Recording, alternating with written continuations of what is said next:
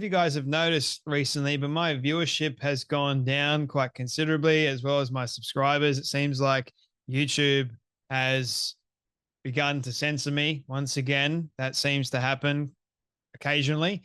But I just want to say I appreciate all of you that continue to follow along and support me and the show. I don't take it for granted. And there's a lot of work that's involved with making all of these videos. It's not a small thing. It's like a lot of time, a lot of energy and resources go into me making the videos. So I appreciate you guys sticking around. Now, with that all being said, when I saw this drop on Joe Rogan, this debate between Douglas Murray and Dave Smith, and well, even Joe Rogan too, I was like, this is going to blow up the internet.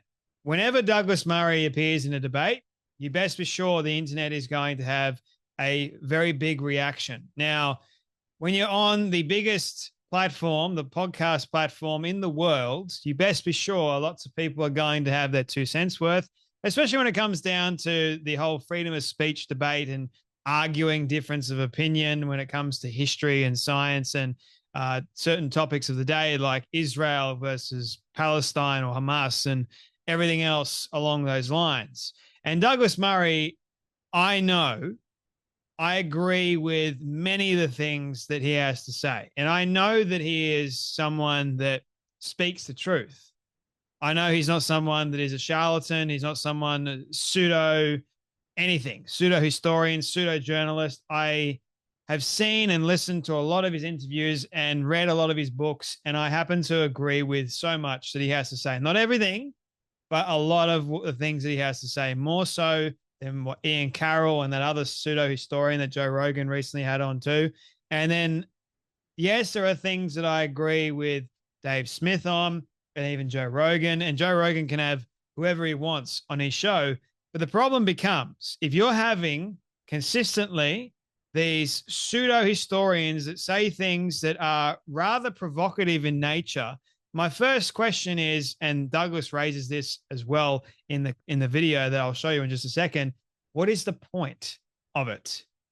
Have a watch of this clip. But in many ways, I do view him as the chief villain, as my hyperbolic, provocative statement. He said joking in the comment, he goes, listen, I'm being hyperbolic. And then he once again disclaimed, he goes, and I'm not claiming Churchill committed the most atrocities or was the worst part. But in many ways, I do view him as the chief villain, as my hyperbolic, provocative statement. But what's Douglas, the point of that? Well, okay, but Pat Buchanan wrote an entire book on this. Is he not allowed? Is he not an expert? Is he not allowed to be interviewed? He's certainly not an expert. He can be interviewed. I've watched Pat Buchanan debate. I watched Pat Buchanan debate against Churchill historians, and he was absolutely leveled because he doesn't know what he's talking about. When did Pat Buchanan debate and get leveled? About 20 years ago. I'm just curious. He debated against Andrew Roberts and several other historians at Intelligence Squared in London. I was there. He didn't know what he was talking about. He had a contrary view, and it was interesting and stimulating to hear.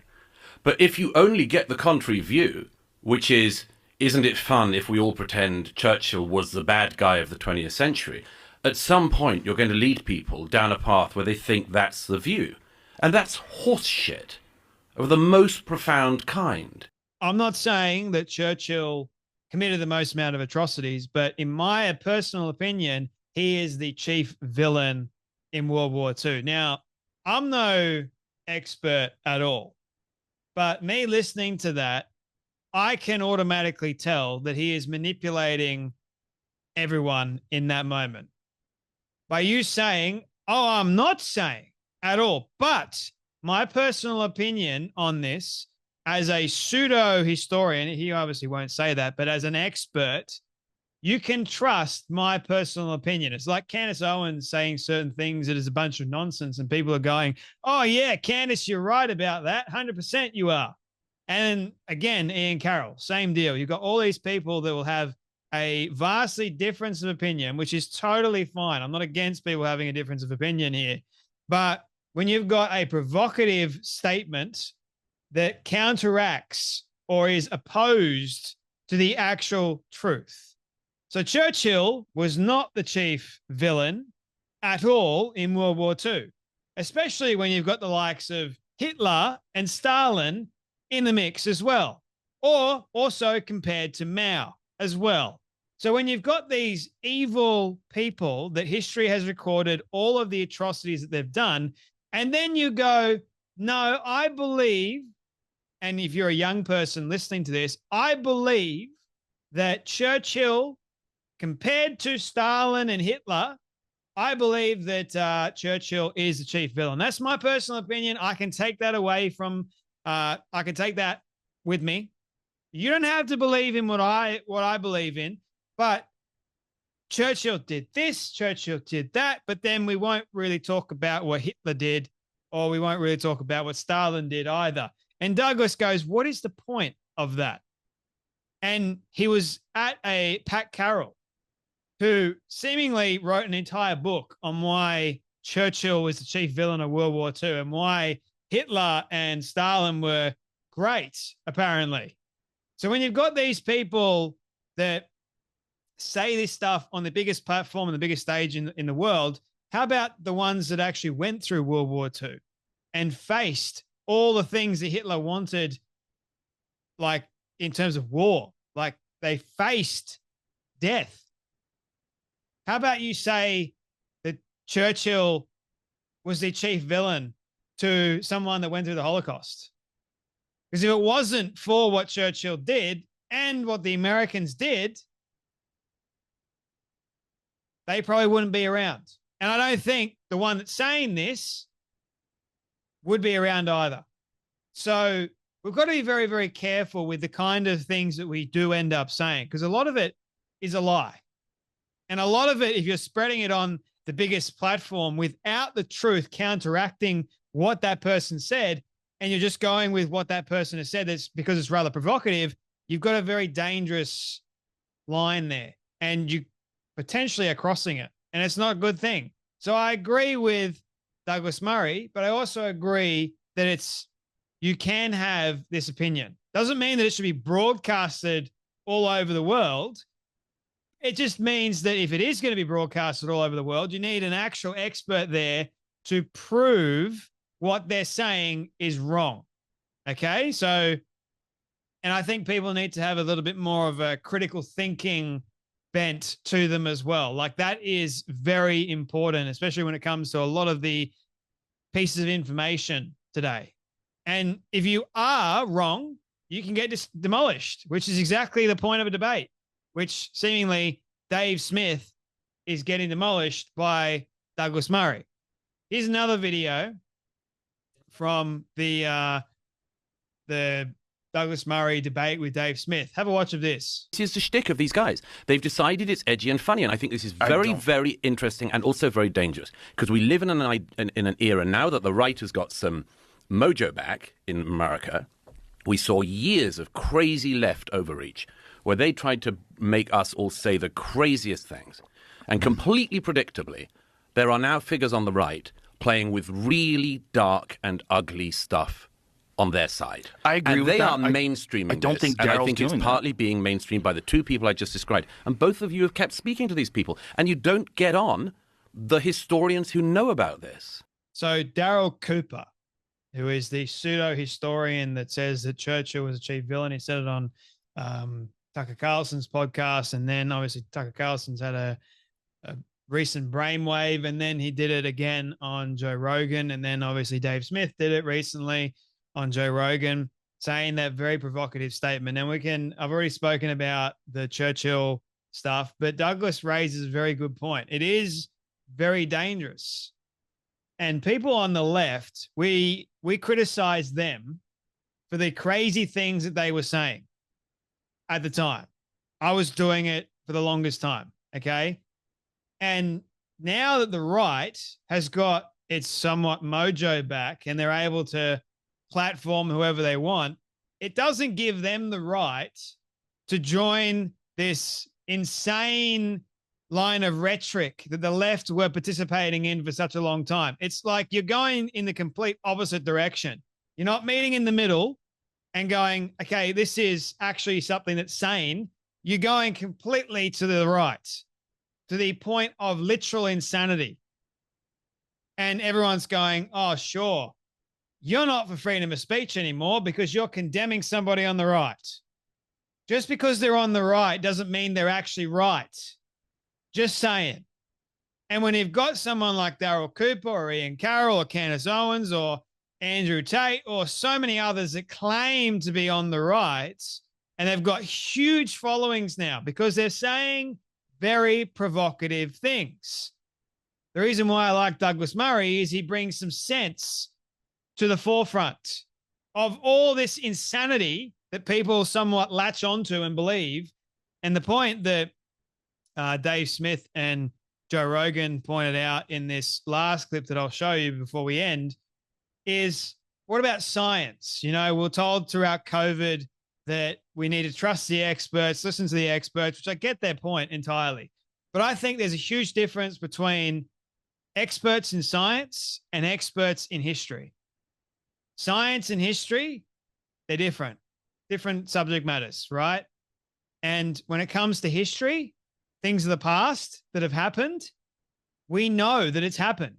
We can actually learn from things in the past, mistakes that were made. And if someone did the wrong thing, they did the wrong thing. We can criticize them for doing the wrong thing. But if they did the right thing and they saved us from having Nazis or being like the world completely changing, because if Hitler had won, that would have been it for everyone. I'll have you know.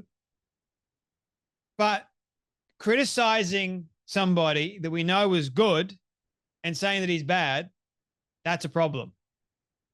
And you have no actual facts to support why you think he's the chief villain and not Hitler or Stalin. Stuff like that. And then you go, oh, but we should be trusting the experts in science. That's a little bit of a different scenario. Now the science is starting to catch up with actual reason a little bit when it comes to the COVID stuff, because you had experts at that time I consider to be real experts that were saying, no, and they were silenced. So the thing is, when you have a real expert that you know is telling the truth, actual historians that know real history and have studied it for the longest time, and we have actual evidence and records to prove, that's different to COVID times in a matter of speaking. So Douglas is trying to point out that if you're going to have someone that has this provocative viewpoint or stance on the world, you need to have proper individuals that can point to the truth and show people the truth. That's what's important. Otherwise, you just get lost. It's dangerous.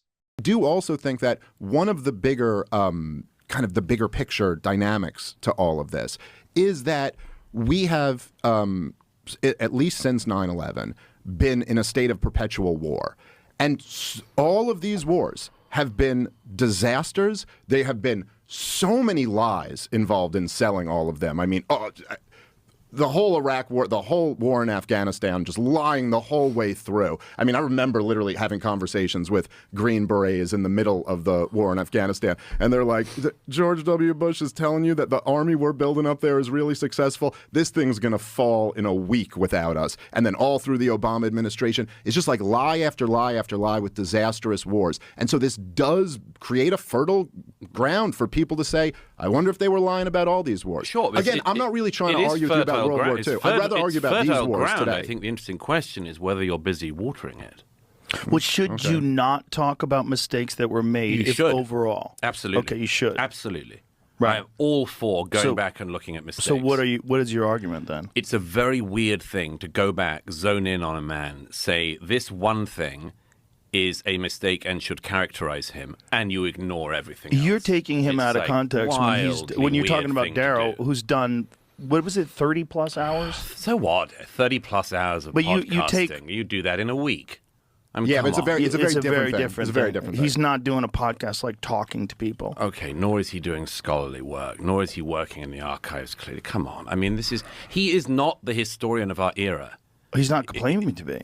This is the thing, Joe. This is like punching jelly. No, but you don't consume his work. What I'm saying, because I don't need to consume endless versions of a revisionist history. I understand. But it's not revisionist history. If you listen to his work, it's not revisionist history. He's basing it on historical work. I know. But okay, so this is my point about jelly. It's a shape-shifting thing. comedian or historian? He's not a comedian. Historian or podcast? Would-be historian or actual historian? You say he doesn't claim to be a historian, but he's pumping out tens of hours of Neither history. does Dan Carlin. He doesn't claim to be a historian either. You see my point about the move? It's like some weird jiu-jitsu move. No, I don't. Where you say, hang on, you know all about this as well. You say, I'm not a historian, but I'm going to spend my time talking about history.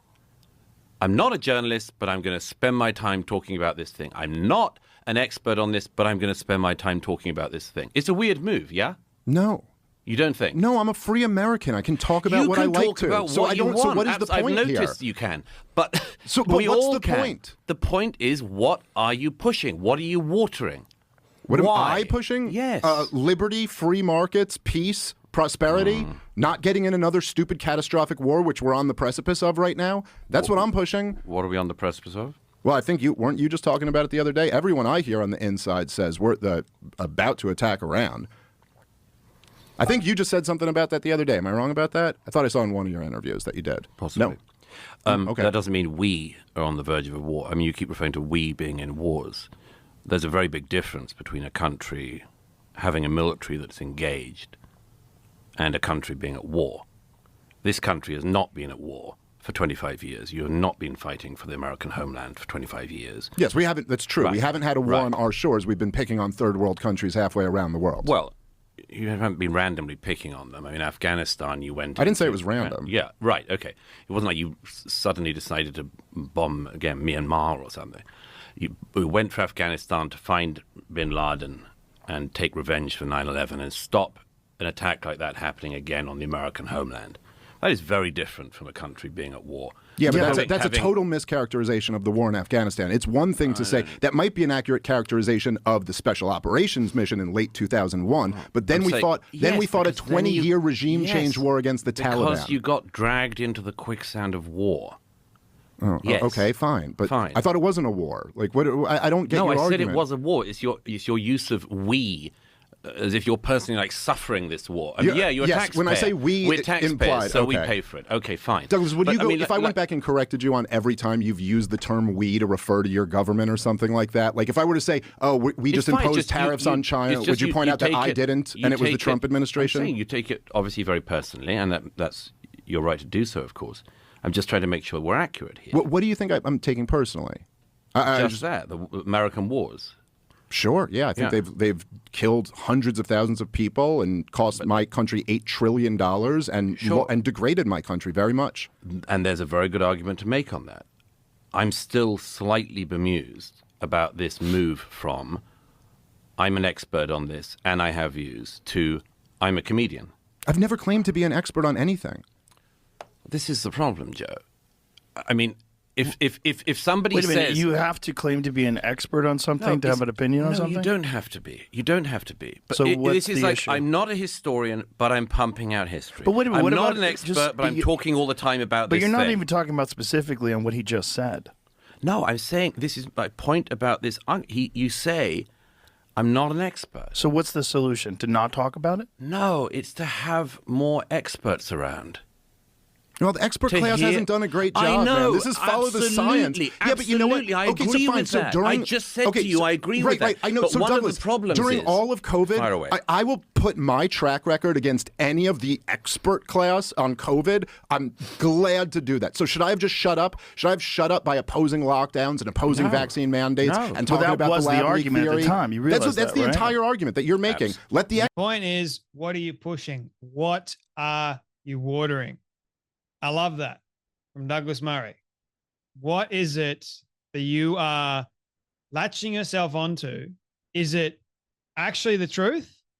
Or is it a bunch of lies that you have created for yourself that now you've been so provocative in what you're saying and the thing that you've said, and now you're spreading that to the entire world. And now you've got this massive audience that has latched onto the provocative things that you're saying. And now it's just like, well, what is the point of all that? When we've got actual history, we've got like now the truth at the forefront of things, what is the point in having somebody that comes along with this provocative statement, seemingly all the time now, saying, oh, the French First Lady is a man. What is the point of that? Again, what is the point of so many of the things that members of the right are now saying? You can be a free American, you can be a free Australian, you can have freedom of speech all you want. Doesn't make you the supposed expert. And the problem is, if you're not doing some critical thinking properly, you've got some very vulnerable minds. And I think Douglas wants to make that abundantly clear. Don't push lies. Otherwise, that's exactly what the left did. Don't push lies and claim that it's the truth because you're on the right. Don't do that. If you do that, you know better than the people on the left. And when you get called out as being delusional, a woke dingbat, it's like you get all defensive. I'm a free American. You're a podcaster. I don't claim to be an expert in anything. I try, for the most part, to tell the truth how I see it, based around the Bible. And if people disagree with me, they can disagree with me all they want. But at least I know that I'm not pushing or sharing things that goes against what I believe to be foundationally true, and that is the Bible. And I believe that the Bible is accurate, based around historical records, historical evidence, eyewitness accounts, you name it. So that's the thing. Like, the truth is there. People come along. It's like the Bible, for example. We have the closest, the original text. And then man comes along and goes, no, I don't like that. So I'm going to change it to what I think is right. And then you confuse the living hell out of people because you do it. Same thing. You've got historical records and books that say, no, Churchill was the hero. And you got these people that go, I don't like that. So my provocative take in that is, oh, he's the chief villain. Not Hitler, not Stalin, none of those things, which ends up becoming very dangerous. Don't change history. Don't change facts. Don't change science. Don't change evidence to suit your own personal agenda. It's exactly what the left did, and the right's doing it now too. You haven't already noticed. Anyway, I know that was long, but you guys take care. Be blessed, and I'll see you all in the next video.